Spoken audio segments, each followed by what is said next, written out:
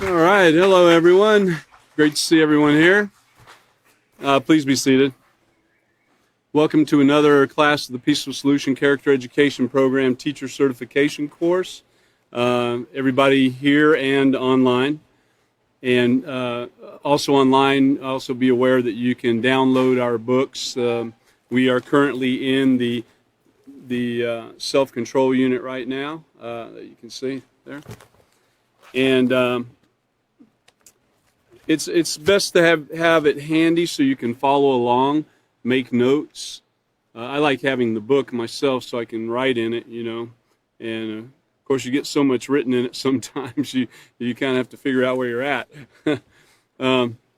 So the self-control unit, which has been mentioned before, not only by me but the other teachers that are here, is a very important unit, because without self-control you really can't do any of this. You must have self-control. You've got to have self-control to practice respect.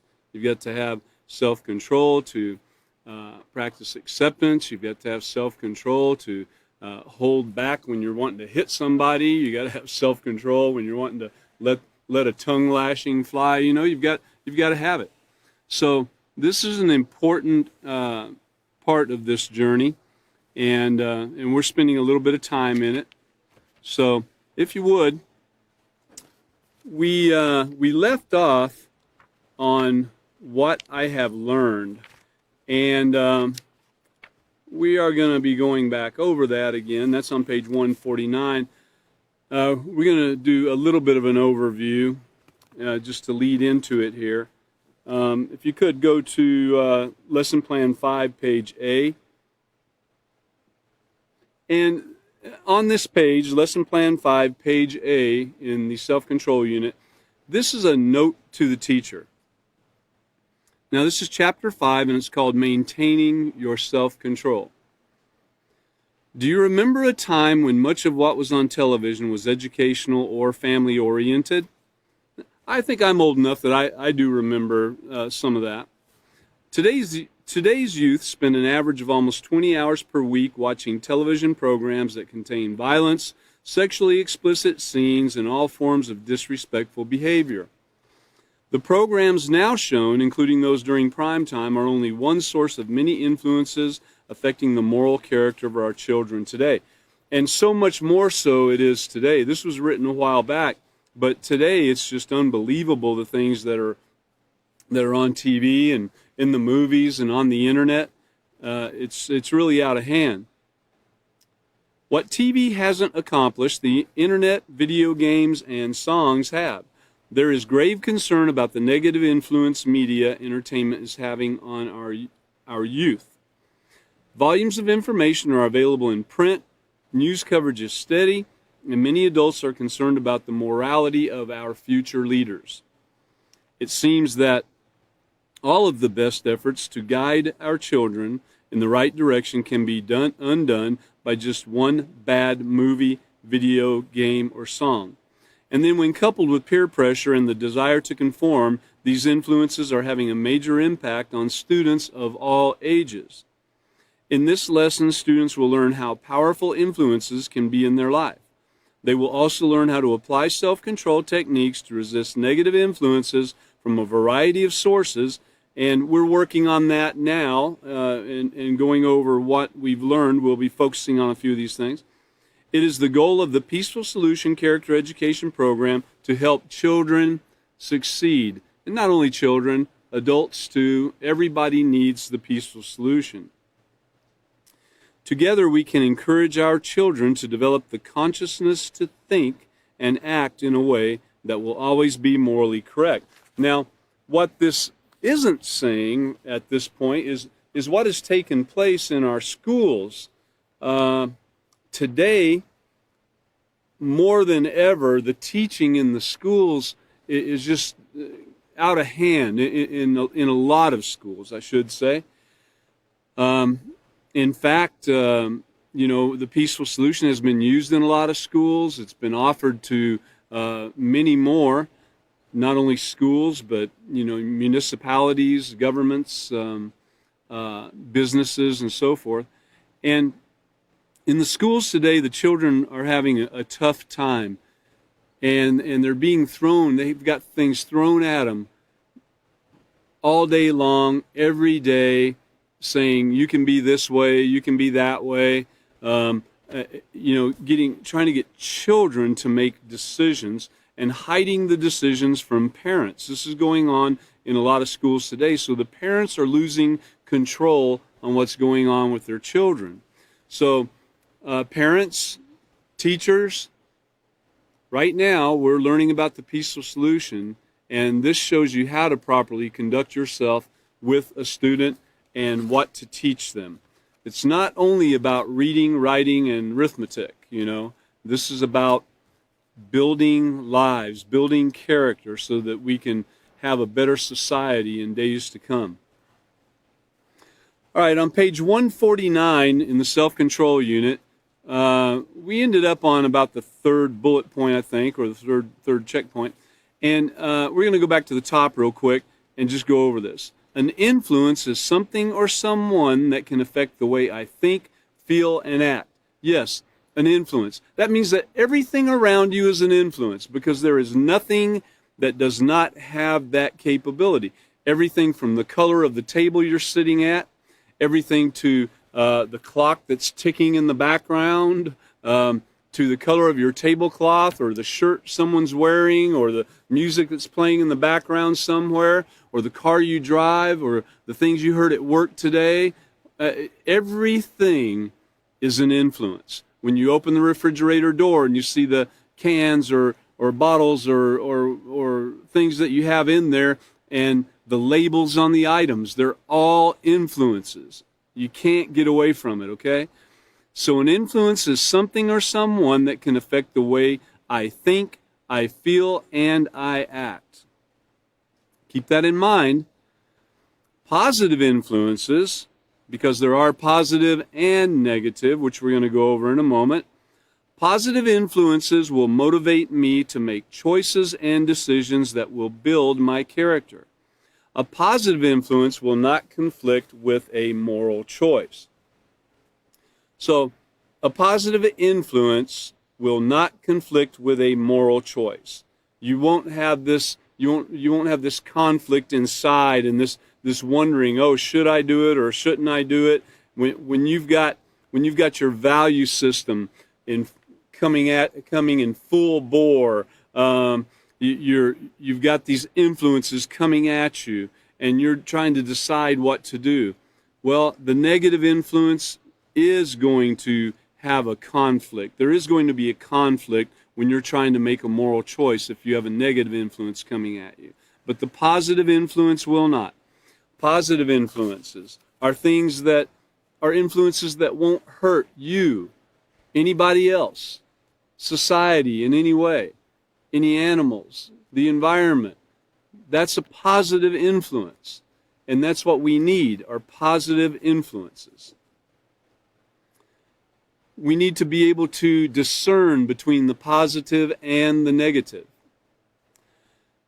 All right, so then point number 3. Let's go to that real quick. Negative influences can cause me to make choices that are immoral, and an immoral choice can have a negative effect on my character. That's the first slide, I believe, tonight. So negative influence can cause me to make choices that are immoral, and an immoral choice can have a negative effect on my character. It can result in harm to others and myself. And let's go ahead and pull up the next slide too. So in this statement we just read, it said an immoral choice can have a negative effect on my character. Well, if you look at the slide right there, morality can be divided into 3 basic categories. And if you've got your book, let's see. Well, that's in the character unit. It's character unit, page 8. So behavior and attitude towards all life, that includes everything. I mentioned it just a moment ago, but human, animal, plant, all life. Behavior and attitude towards possessions and property, all possessions, all property. Behavior and attitude towards that. And this is moral behavior.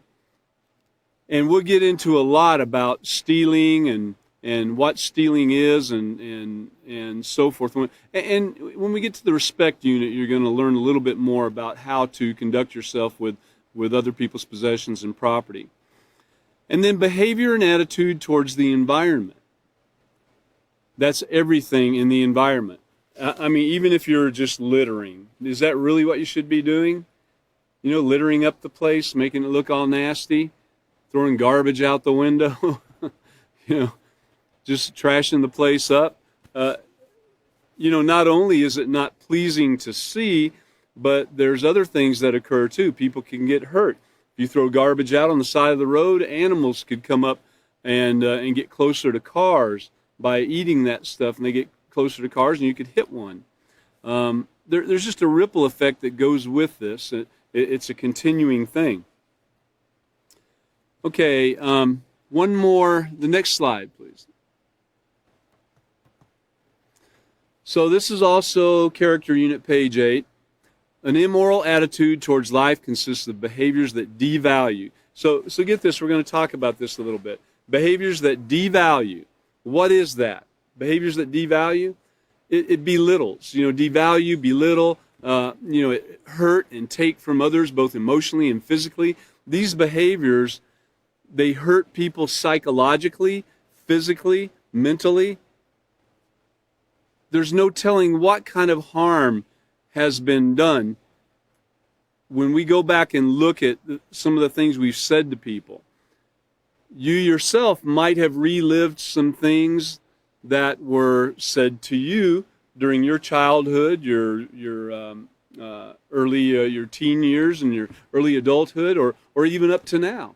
You might be reliving some of those things that were said to you that were devaluing, that belittled you. This is not what we should be doing. Behaviors that include name-calling, teasing, bullying, discriminating, they cause others to feel inferior and they disregard their worth as human beings. That's something else we'll get into the respect unit also, is talking about, you know, if we don't respect people, we don't even, you know, regard them as even having a right to live and being of the human race, you know. So when we're talking about these things,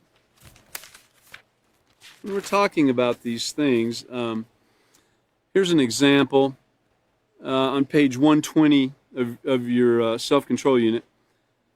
So these immoral choices where you can have a negative effect on your character and also on someone else, you know, like positive influences, negative influences can also come in these different forms.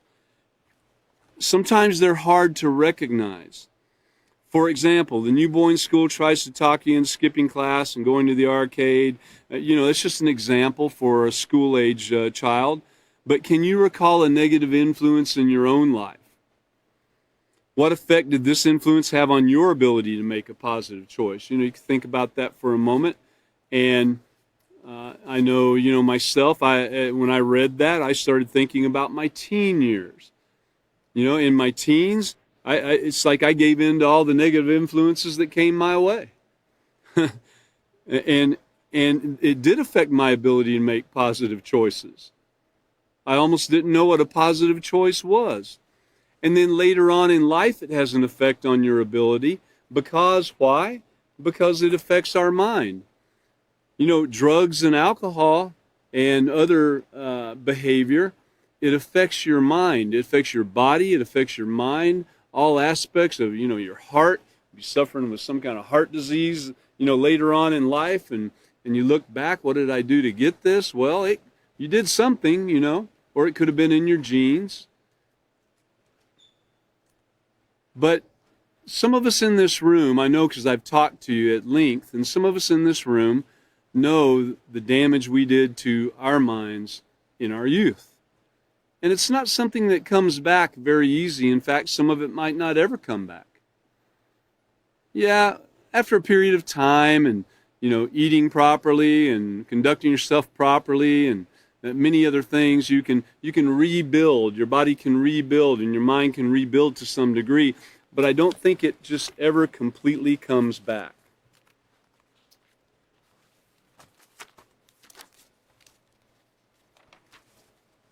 Give me just a moment here.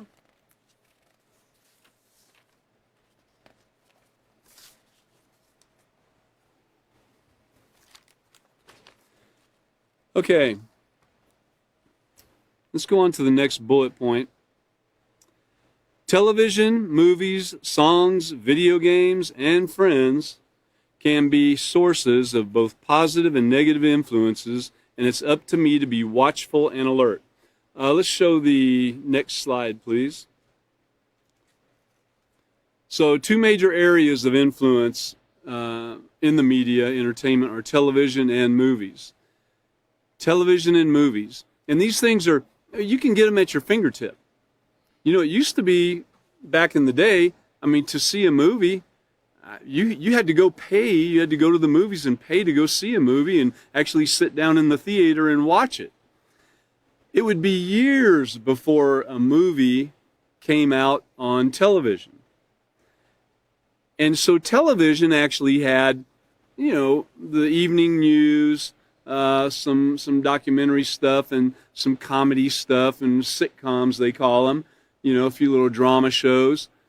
But they were very, very much more held back on TV than in the movies. The movies, when you went to the movies, it was wide open. It's like there were no rules. The violence, the sexual activity, the cursing, the name calling, the fighting, you know, the action movies and so forth.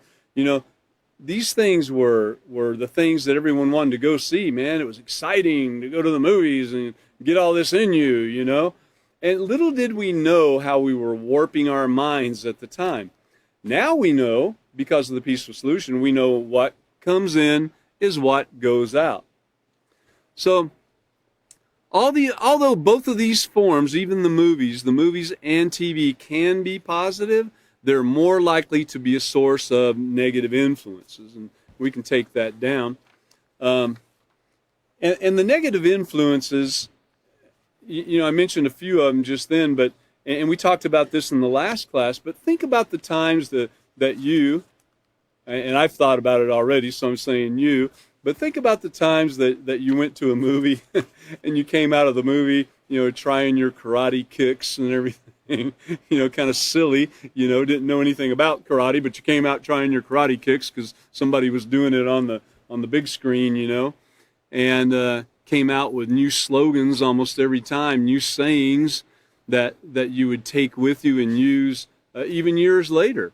You know, I remember hearing I'm not going to say it, but hearing a very popular saying that was in a movie from one of the big action stars. And this movie was like 30 years ago. I mean, really, 30 years ago. And when the person said that, boom, the movie was fresh on my mind. I mean, I knew exactly where it came from and what was going on with it and the exact scene that it came out of. So these things get into our minds and they stay with us like forever. Is that really what we want? I mean, is this the thing that's going to determine how we conduct ourselves with other people? Well, guess what? In a lot of ways it is.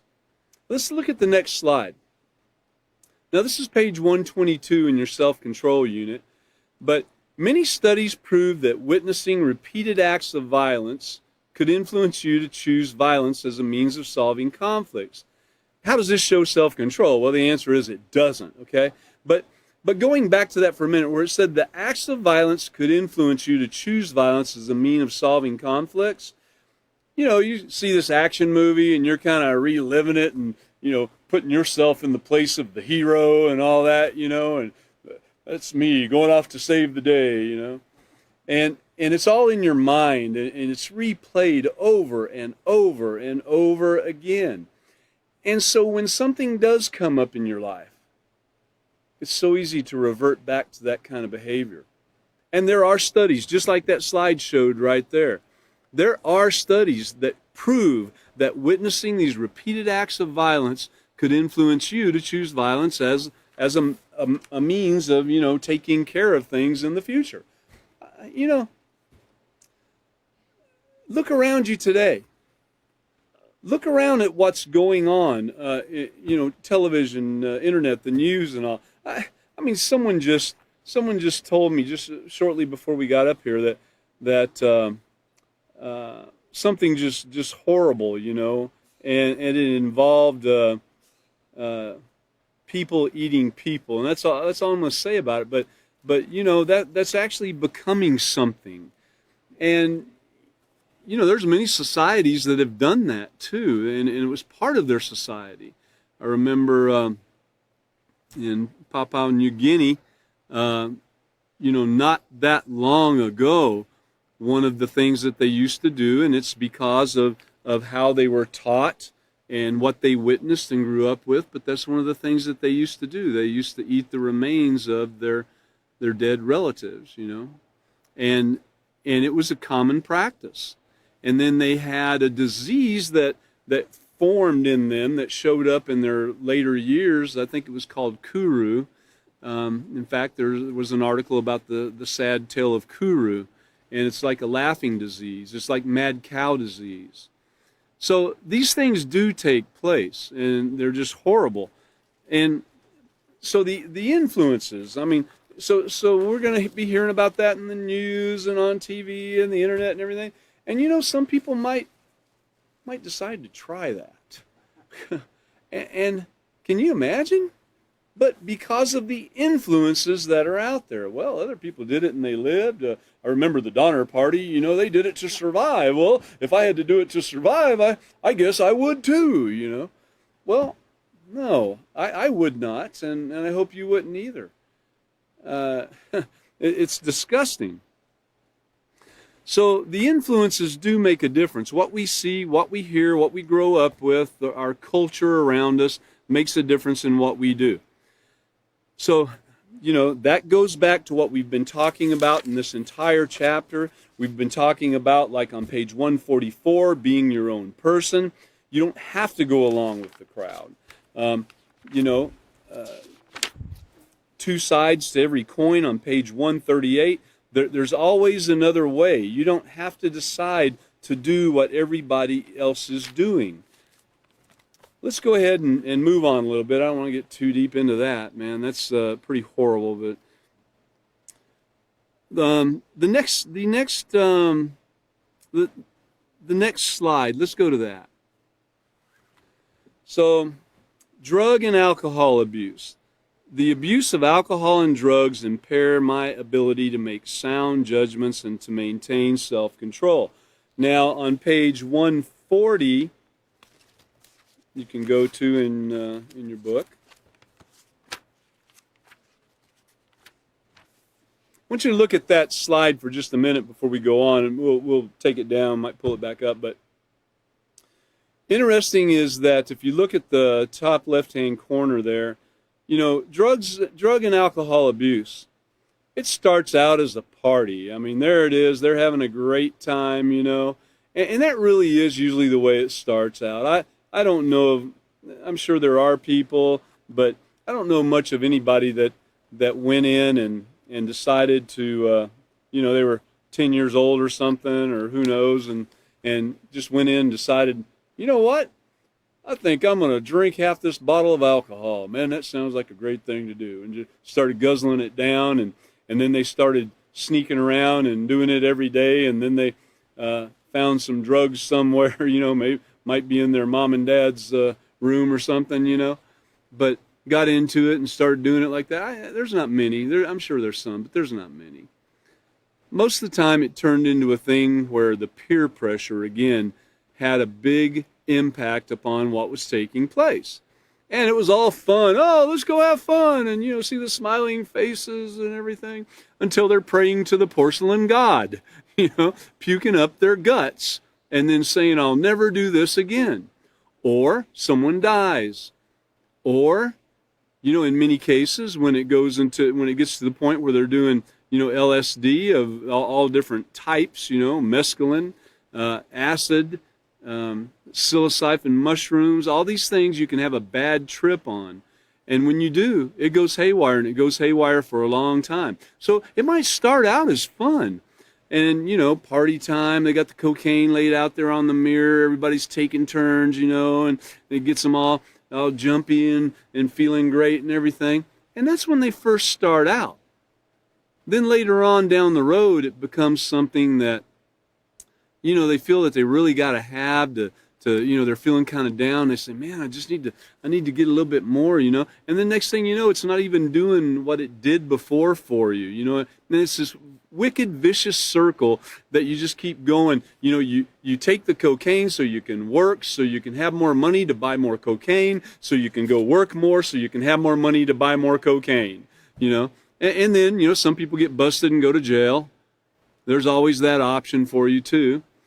But it also leads to other things. It doesn't stop at marijuana. It doesn't stop at cocaine. I don't know anybody that's ever stopped with. Maybe there is somebody out there, but there's not many if there is. So look at the pictures on the right there. That's what it gets to. You might say that you would never stick a needle in your arm, but you don't know. When you're constantly getting high and you're constantly, it's not a party anymore, but it's just going and getting high and finding your people you get high with, and you're doing it all the time, you're looking for another rush. Well, when you stick that needle in your arm, it's a rush. That's what you get. You get the rush like not before. And so then it leads you to want to do it again and again. You kind of throw it out the window. The thought about hepatitis, the thought about dirty needles and getting AIDS and whatever else, you just throw it out the window. It's like, whoa, let's do that again. And that's what it gets to. And then you're sitting around, you look one day and you got these needles around and wadded up aluminum foil from cooking the stuff and burnt spoons all bent up and everything and lighters laying around, those little torches. You look around and you're like, man, what occurred here? What a nasty life. And your whole house or apartment's all trashed out and everything. And you find yourself, smoking crack and crawling around on the floor looking for little pieces, and you pick something up and you think it's a piece of crack and it's some kind of floor deodorizer, and people do this stuff all the time, getting up there and looking out the blinds and taping up the windows so nobody can see inside. I mean, it's crazy stuff. And that's what it comes to. That's what your peer pressure, that's what your influences led to, is that. And until somebody influences you positively to change your life back, and get straight, you're going to end up looking like that last picture right there.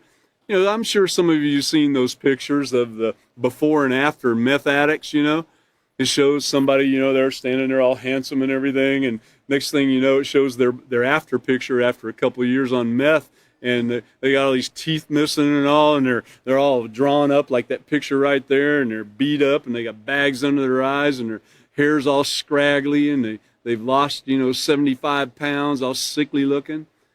That's real. I've seen people like that before.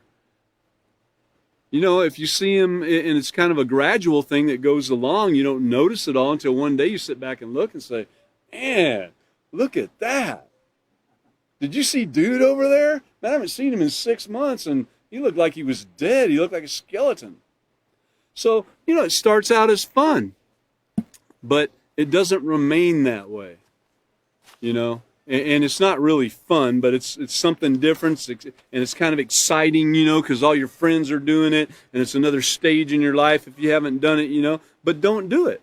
Don't even go there, because it leads to nowhere, man. On page 140, at the top, it asks, drugs and alcohol. Have you ever been drunk, smoked a joint, or even tried cigarettes? And I would say that really, I don't know so much in today's society, because I think cigarette usage has slowed down some, especially amongst the youth. But back in the day, and not that long ago, I think people really started out smoking cigarettes. Almost everybody I knew, at some point in time, you go back and look, and they started out by smoking cigarettes. That was the thing. you know, big shot, smoking cigarettes, man, you know, going around picking up butts off the ground, lighting them, you know, stuff like that, you know, big shot. And then they move on to other things, a little bit of drinking, you know, and then it moves on, and that's really the way it's gone. Now they might just go right for the throat, but looking down there about halfway, it says using alcohol or drugs at a young age has been attributed to many reasons, some of which are, you know, friends are doing it. And that's probably in the right place. Friends are doing it. Number one, that's probably the number one reason friends are doing it. To fit in and have a sense of belonging. You know, everybody wants to belong. Everyone wants to feel accepted. Everyone wants to, you know, when there's a party going on and you're not invited, you're like, well, why didn't they invite me? Is something wrong with me? Do I have a pimple on my face or something? What's going on? You know? Curiosity. That's another thing that drives people too, is curiosity, just to see what it's like. Low self-worth, and that probably goes along with all of that. You know, if you had a higher self-worth, you wouldn't be concerned that friends are doing it, and you wouldn't be concerned about fitting in because you would know where you are in life. You know, but to feel grown up, yeah, people do that to feel grown up. To escape from problems, getting away from an abusive household, an abusive life. You know, it's more pleasing to you to go out with your friends and get involved in what they're doing than go home and suffer abuse. Or, you know, you're worrying about your bills as an adult, or you lost your job, and you know, it's easier to go out and just put it all out of your mind. Well, at least until you realize how much money you just spent on it, and it could have gone to solving some of your problems. And just following along with the crowd, you know, like a puppet on a string or something. But notice that the two top reasons for trying drugs and alcohol are the influence of peers and to have that sense of belonging. And that's what this whole thing is talking about. Okay, and then page 142, you know, it's coming to a full circle with this drugs and alcohol. If you allow yourself to be pressured or talked into abusing alcohol or drugs, you put yourself at risk to make poor decisions in many other areas. Underage drinking and drug use are associated with many negative consequences, such as, of course, drug use later in life. And I know people, I don't associate with them anymore, but I do know people that even today, you know, I'm kind of up there in the years a little bit, you know, older than some of you guys sitting here, and I'm sure some of you online. And there's people my age or older that still are out there acting fools doing this kind of stuff, you know, every day of their life. They haven't grown up. They haven't seen that there's a need for a different type of life.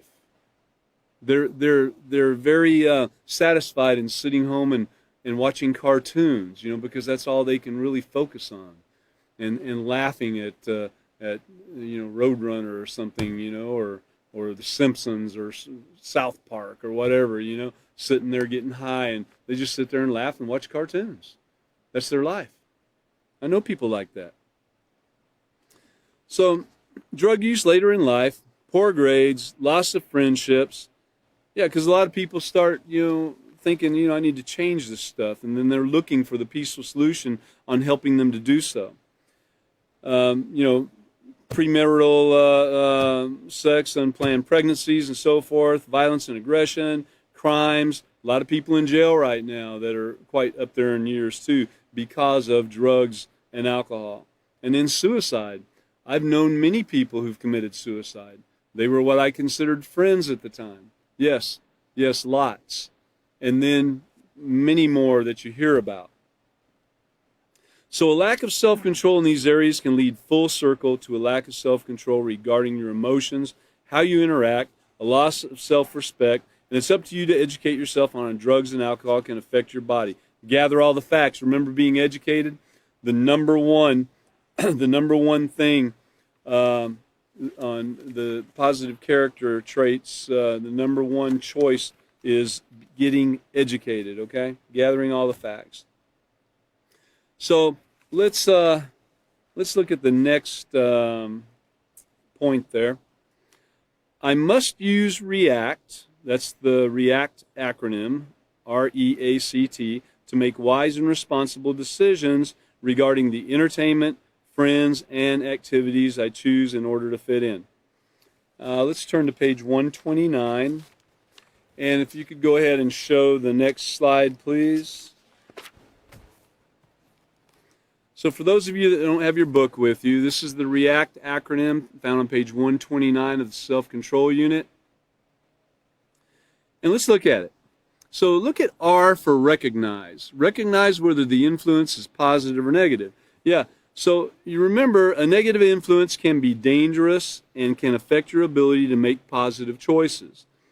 A positive influence shows value for life and encourages the building of moral character. And it doesn't, it's not, you're not having a conflict when you're trying to act right, a positive influence. Let's look at the next one, E. Examine all your options. So this is like evaluating the situation. That's what you're doing. You're evaluating the situation. Once you have determined if an influence is negative, so right there you've got to determine whether it is or not. And again, that takes some experience. It takes some knowledge, the knowledge you can pull right out of the peaceful solution right here. And by your practicing the peaceful solution, you'll gain this experience and the ability to realize and determine if an influence is negative or positive. So once you've determined that, you can consider your choices, evaluating the situation. And so here's some simple options that can help you if a violent or sexually explicit movie is on TV. You can turn to another channel. You can turn the TV off, go ride your bike, turn off the TV completely. Yeah. Do your homework. There you go. Read a book. Bake something, cook something, go for a walk. Do some chores. Do something that you've been putting off for a while that you really need to get done. Instead of sitting there and watching that. And it's not going to be easy. We've been raised all our lives, most of us, with negative influences and people with negative character around us. And all these movies that we grew up with, and TV shows and everything else. So there's going to be a pull there. You're going to want to do it. So you've got to practice self-control. You've got to have some diligence. You got to set your mind in advance on these things. We've been over these things already. You can go back and study, setting your mind in advance, making your mind up that you're going to make the right choice. And this is what you've got to do. That builds layer by layer by layer. Every time you make the right choice, it's easier next time to make the right choice. All right, let's look at A. A stands for act with positive moral character. So be prepared to make a stand to do what is right for the building of your character and, others around you too, being an example to others around you. All right, let's look at that again. C in the REACT acronym is for consider the consequences or rewards. And you could drop that for a minute. The consequences of negative influences might not be obvious right away. For example, the effects of watching violent movies might not be evident until you react violently to a situation. Rewards might not always be tangible. It is a reward in itself just knowing you've done the right thing. There is a certain feeling of being well pleased, in knowing you've done the right thing.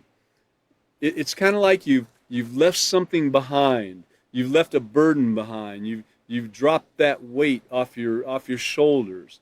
And so it's a pleasing feeling to be doing something right. And also to know that there's a ripple effect to every action. So the consequences of the negative influences, you're going to have a ripple effect there. Or the rewards of the positive influences, by doing that, you're going to have a ripple effect there too. In fact, I think we've got a moment there, but on page 106 in the character unit, page 106 in the character unit is the ripple effect. Now, the ripple effect is two of the most devastating results of negative character in our society and our world are violence and crime. And that's a ripple effect of everything that has taken place in people's lives and their parents' lives and their grandparents' lives and everything around them, with all the influences, the negative influences piled up around from every source. It's all piled in there together, and these are the ripple effects taking place from all of that. And it's only getting worse even today. What you see around you today in the news is a ripple effect of everything that has taken place up until this time. And it's only getting worse. The ripple is getting big. It's fixing to be a tidal wave, man. So the ripple effects from violence and crime have an impact on everyone.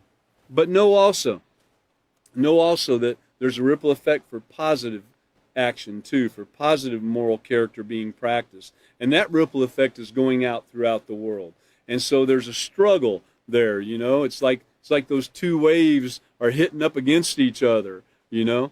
And I think, eventually what we're going to find out is that the positive wins out. It's going to take a little bit, and we'll probably go through a lot, which we're going through right now, but the positive will win. So let's look at T. Think about making the right choice, all right? Think about the benefits of practicing self-control and making the right choice. By filtering out negative influences, you are building your positive character, and you can be a role model to someone else, in fact. So, let's see. Let's go back here to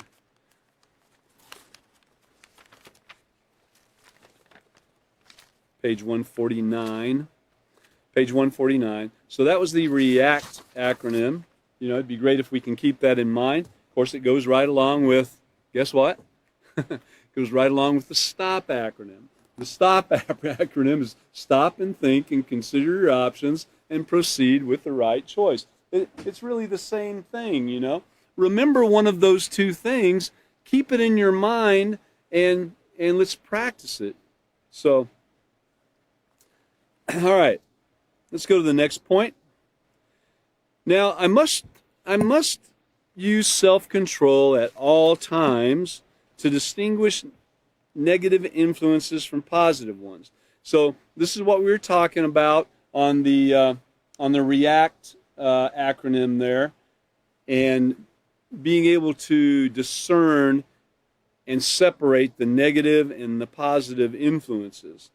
So I must use self-control at all times to distinguish negative influences from positive ones. I must then constantly make choices to resist negative influences in order to maintain my positive character.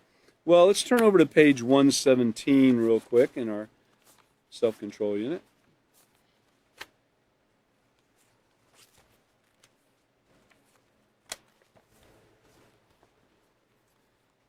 All right, now this is the introduction. You know, we read the note to the teacher earlier, and this is the introduction to this unit. You know, the things that we need to be kind of looking for. And so it starts out by, what is your most valuable possession? Excuse me. Is it a piece of jewelry or a new CD player or a bike or something like that? How do you care for what you value? Do you neglect it, leave it unattended, or what? It says a lot about you. But to maintain anything is to preserve its worth and keep it in the best working condition. And this is what this chapter has been about, maintaining our self-control. A positive character is one of the most important possessions that you can own and value. Again, we're on page 117 in self-control. And just like any other valuable possession, you must guard your character and take precautions to protect it. And in this way, you can continue to make positive decisions that will benefit you and others. And we've talked about how that benefits us and others and the ripple effect that takes place. But you know now, self-control is an important part of developing a positive character. Whether you're able to successfully handle emotions such as anger, resolve conflicts, and communicate in a peaceful manner, and depend upon your willingness to practice self-control. And yeah, we've been over talking about our emotions a little bit and how to handle them. and why it's necessary that we do control our emotions, because emotions, our emotions are not logical. Emotions are great, and it helps life from being so boring, and you got to have it, but we shouldn't base our decisions upon emotion. We should base them on solid fact. Remember, get educated. Number one deal, number one positive character trait, get educated, get all the facts. Let's get it together, and then practice everything that we've learned in putting it together and making a proper decision based upon the REACT acronym, which we've learned tonight or throughout the class, and also the STOP acronym. They're very close.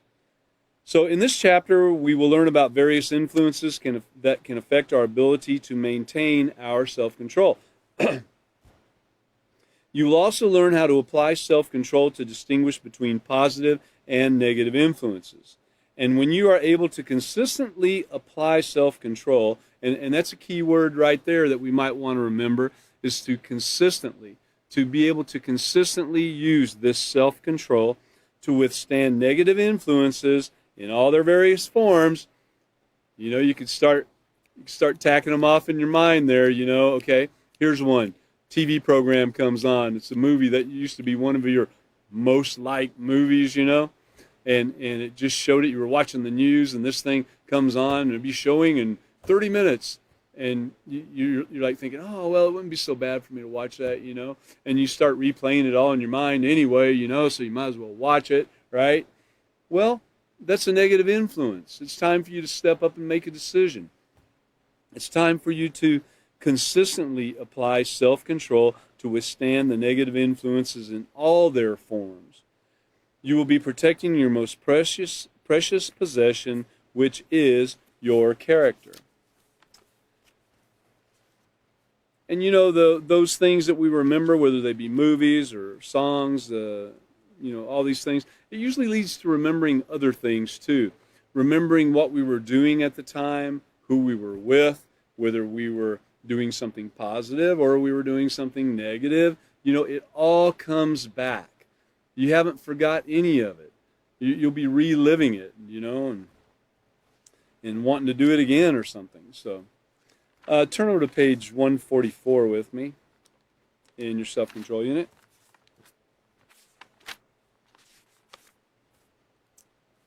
Now, being your own person, and that's one of the things that we've talked about in this book, and it's kind of like, it is kind of like the theme of this chapter to a degree, because if you're not giving in to peer pressure, then, and the negative influences that come from peer pressure is just one of those things, but if you're not giving in, then you are being your own person. You're standing up. Isn't it ironic that both positive and negative influences can come from the same source? For example, there are many violent and sexually explicit shows on TV, but there are some that are educational. And that's true. There's many shows that are educational on TV that you could learn things from. The TV can be a great source of information about events that can affect the stability and peace of our world. That's where you get some news at. Now, you got to be careful of your choice of the news venue, the actual media that you, or the outlet that you choose, because not all are created equal. The same holds true for your peers. Now, this is where the peer pressure comes in. Peers can be both positive and negative influences, and the key to developing self-control to resist negative peer pressure is to learn how to be your own person. Ask yourself what you stand for. What are your values? What is the top priority in your life? And remember, it asks, what are your values? Well, in the character unit on page 6, you can go and find out all about values. In developing positive character, what you stand for should be moral excellence.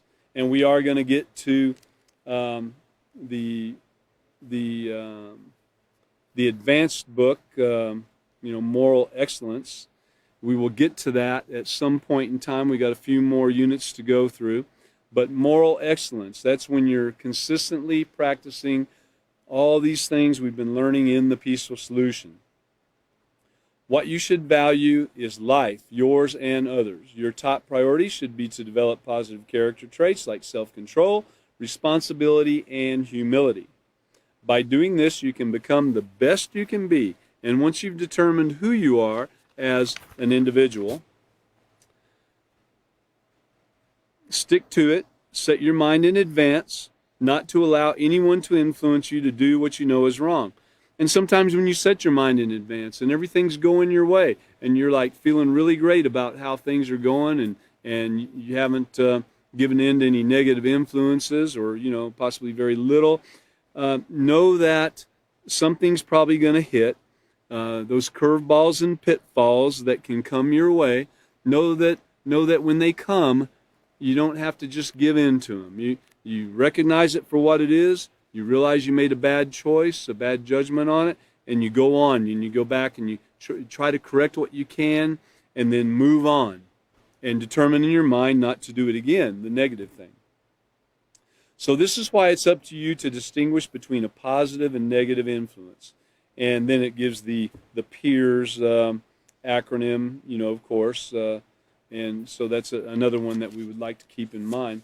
So looking back over this before we go to the last bullet point there, looking back over here, I'd like you to go to page 138.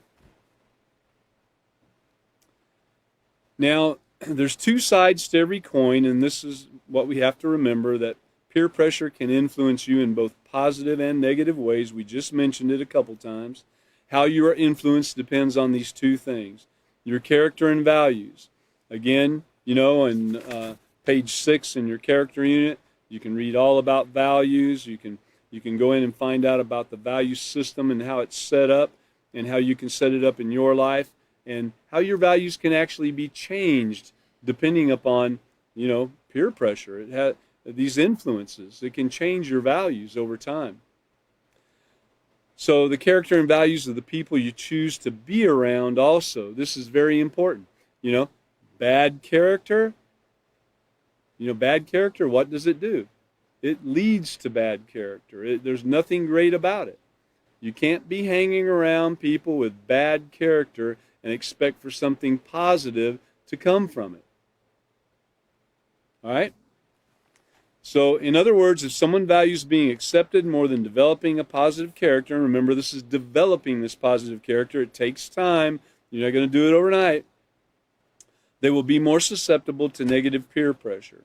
And peers can be a positive influence when they encourage each other to practice self-control and to be honest, respectful, and responsible. So that's one of the things that we've got to keep in mind, is that we don't want to be hanging around with people that are constantly exhibiting, bad character and constantly throwing the negative influences at you. Okay, so on page 126, remember, it's not just about the TV and movies and internet that we've spoken about tonight, but just real quickly, page 126 in your self-control, it's more than just a great beat. Music is powerful. Music is very powerful. Remember the ABC song, in fact. That's how children learn their ABCs, is by singing them. And it helps them to remember their ABCs. And all of us in here can remember that ABC song, I'm sure. So music is very powerful. Just think of the jingles that we know from TV shows and so forth that have gone by, or songs that we liked in the past, where you hear one or two notes and you automatically know what show that was from, what commercial it was from, what song it was from. It's important to remember that we need to be careful and guard ourselves from even hearing these things. It's kind of hard to do when you walk into a store and they've got all these songs playing in the background, especially from your youth. I mean, it just pops into your head and you know all the songs already. But understand that if you look down in about the third paragraph, understand that in every time period, music has also been used as a means of communication. The singer or composer communicates their emotions, opinions, and ideologies. And we talked about that, how some songs become even like a ballad or a theme for your life, you know, something to live by. And many people do. So let's go to the last bullet point over on page 149. And that is, you know, you don't have to be a robot. Let's go ahead and show the last slide. You don't have to be a robot letting others push your buttons, or, you know, being like a puppet on a string, you know, that, because that's what it is. And there's another portion of the peaceful solution that talks about like being a puppet on a string.